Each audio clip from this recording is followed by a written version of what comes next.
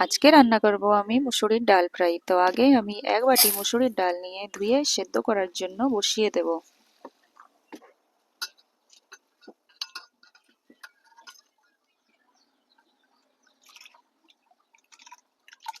আর ডাল ফ্রাই করার জন্য কাটবো আমি পেঁয়াজ, রসুন, কাঁচা লঙ্কা, টমেটো আর ধনে পাতা।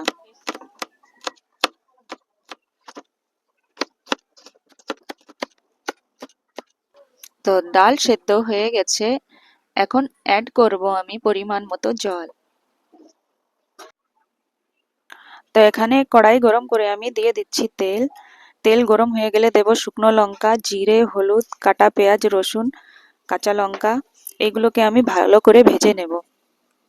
পেঁয়াজ রসুন ভালো করে ভাজা হলেই দিয়ে দেব টমেটো।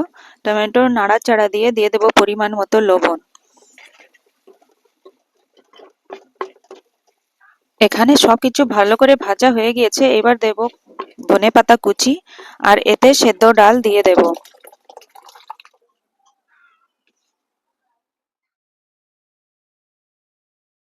তো এখানে আমার ডাল রেডি হয়ে গিয়েছে, এবার লাস্টে আমি দিয়ে দেব কুচানো ধনেপাতা। তো বন্ধুরা, ডাল ফ্রাই একদম রেডি হয়ে গিয়েছে। এটা ছিল মুসুরির ডাল ফ্রাই। এটা আমাদের ইউপিতে আইরির ডাল দিয়ে করে, আমি কিন্তু এটা মুসুরির ডাল দিয়ে করেছি।